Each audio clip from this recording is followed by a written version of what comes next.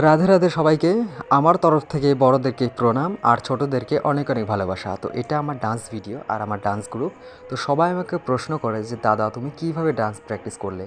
তো আমি তাদেরকে এটাই বলতে চাই যে প্রত্যেক বছর আমরা ভালো করে প্র্যাকটিস করি, কিন্তু এই বছর আমরা পারিনি, কারণ আমরা যারা যারা ডান্স করছি তাদের বাড়িতে জায়গা ছিল না ডান্স করার মতো, কারণ বৃষ্টি ছিল মহালয়ার পর থেকেই।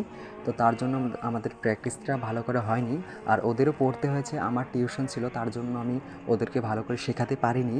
কারণ এটা কপি ডান্স না, নিজের ভিতর থেকে মানে নিজে বানানো ডান্স। আর সবারই মনে এক্সপিরেশন আছে আমি জানি, কারণ ওরা খুবই ভালো ডান্স করে আমার সঙ্গে। আর আমরা ছোটোর থেকে ডান্স করি। আমাদেরও হয়েছে ফার্স্ট টাইম, কিন্তু আমি টেনশন করি না, কারণ যারা পড়ে তারাই কিন্তু দাঁড়াতে পারে। তো আমরা সেটাই করছি।